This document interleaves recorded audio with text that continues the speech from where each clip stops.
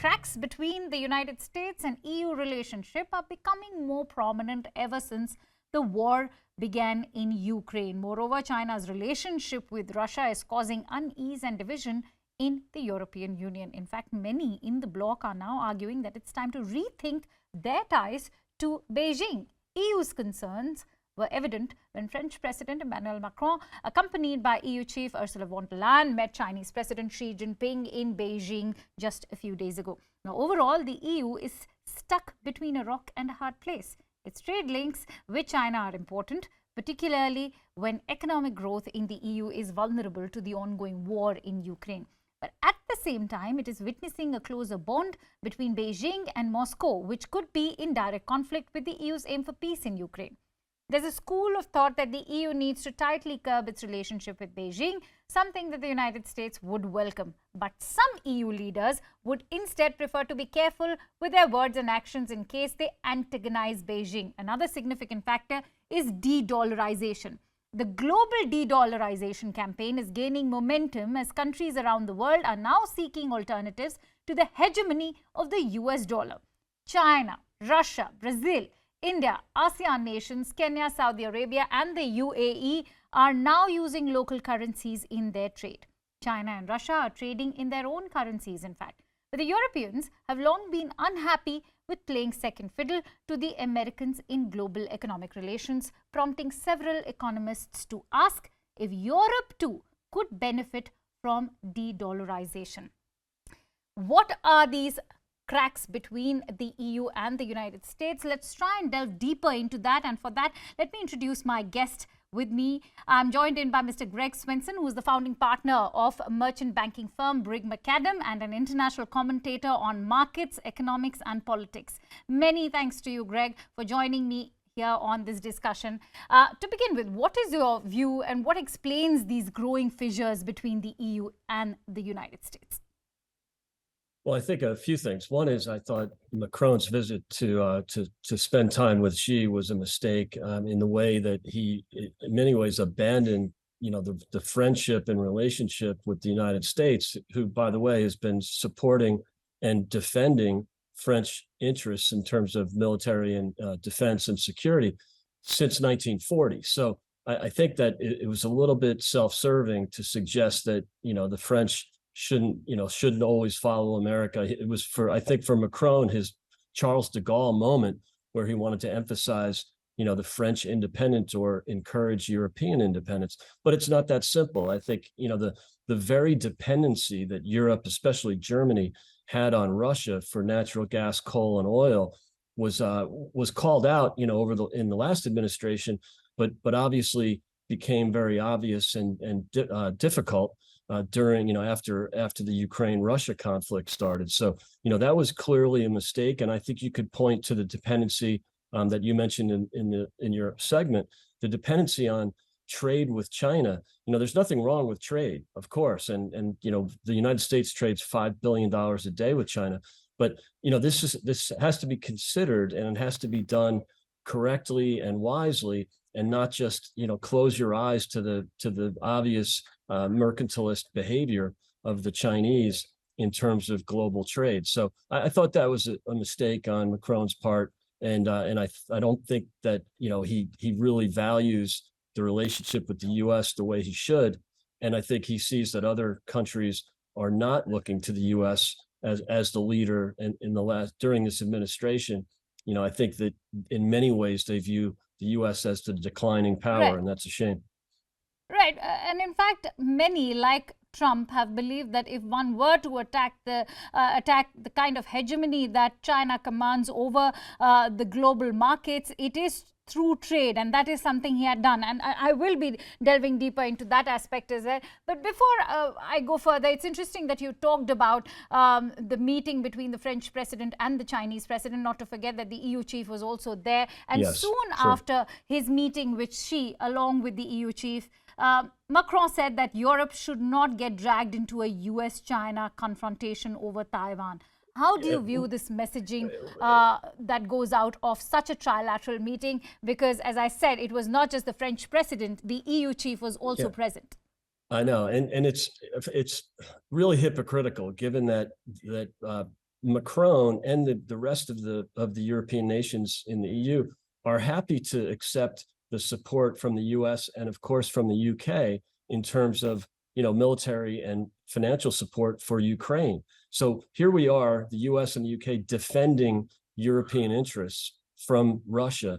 And of course, all these countries have articulated that they support Ukraine, and it's very important to them. But then when it comes, time to side with the U.S., their partner and their support mechanism in Europe, they're not as consistent, and they're not willing to support us. I mean, that's what's particularly ironic, is that he's saying this about the risk that Taiwan suffers, or the risk of a conflict with China. At the same time, he's willfully and happily accepting not only U.S. security forces, which is obviously the kingpin of NATO, but also the financial support that we're sending to Ukraine.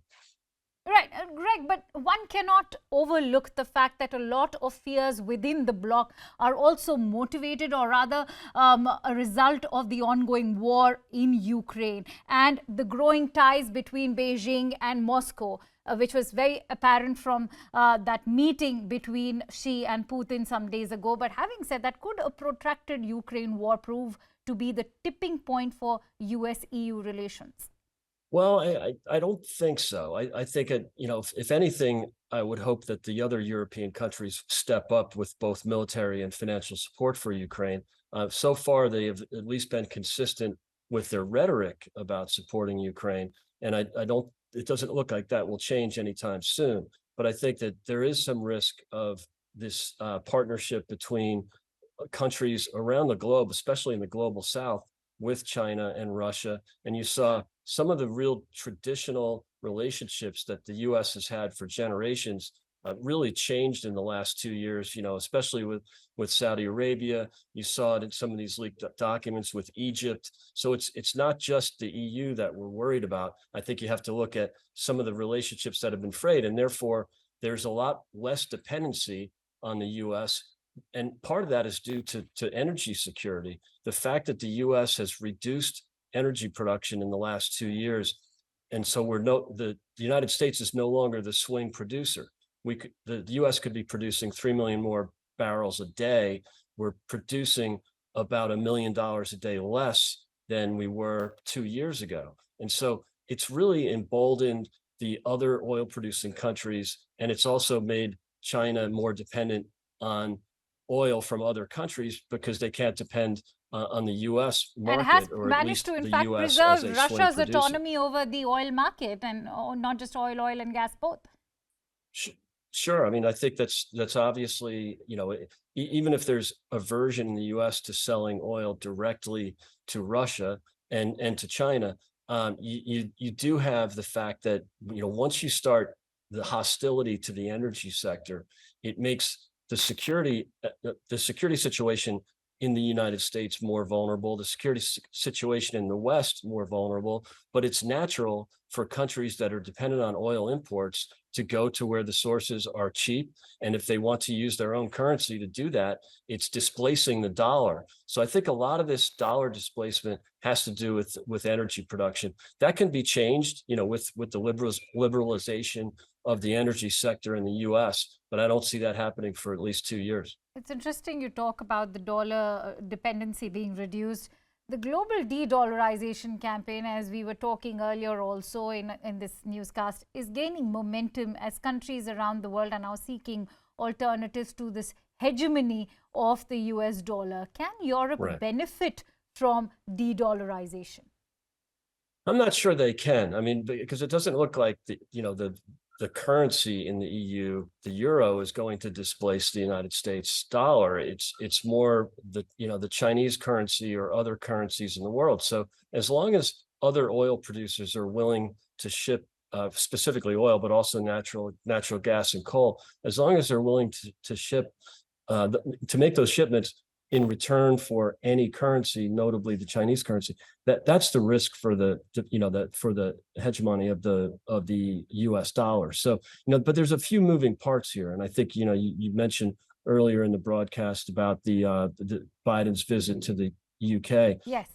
his brief visit to the UK, he is still very warm to the European Union, and you see that in the visit where he only spent 15 hours in the United Kingdom. He was asleep That's for half exactly of what I that, was and coming to. In fact, yeah, Biden, in fact, downgraded that bilateral to a coffee meet with right. Rishi Sunak in Belfast and is spending more time in Ireland. Many have viewed this as a snub to the UK government.